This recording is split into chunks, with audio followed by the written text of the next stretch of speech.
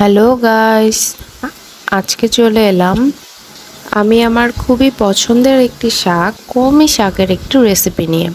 খুবই ইজিভাবে আমি তৈরি করেছি, তোমরা যে কেউ ট্রাই করতে পারো।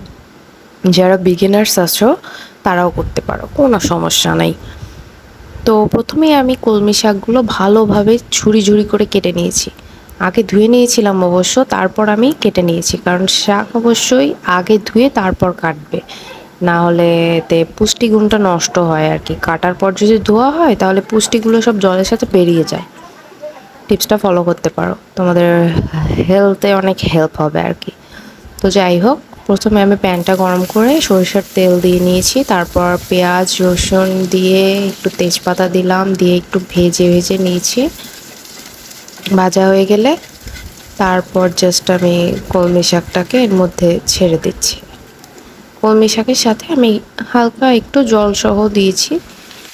টিপস শেয়ার করি, তোমাদের কাছে যদি টাইম থাকে তাহলে তোমরা মানে চুলার আঁচটাকে একদম লোতে রেখে ঢেকে রেখে দেবে। এতে কি হয় যে মানে শাক থেকে যে পানিটা বেরিয়ে আসে, সেই পানি দিয়ে শাকটা কুক হয়ে যায়, আর সেটাই কিন্তু বেশি হেলদি। আর আমি আসলে পানি দিয়েছিলাম কারণ আমার কাছে বেশ টাইম ছিল না একটু তাড়াতাড়ি হওয়ার জন্য। এই জন্য আমি মিডিয়াম লো আঁচে রেখে পানি দিয়ে ঢেকে আমি খুব তাড়াতাড়ি করে রান্নাটা করে ফেলেছিলাম আর কি। টাইম ছিল না জন্য খুব তাড়া ছিল। তো যাই হোক, মানে পানি অ্যাড করলে আর কি হয় কি যে টেস্টটা একটু কমে যায়, আর পানি অ্যাড না করে শাকের যে রিয়েল পানিটা যে বেরিয়ে আসে সেটাতে কিন্তু শাকের টেস্টটা বেশি মজার হয়। তো যাই হোক, তো এই তো লবণ দিয়েছিলাম, হলুদ আমি শাকে দিই না, তোমরা চাইলে দিতে পারো একটু। তো শাক ভাজাটা হয়ে গেছে আর কি।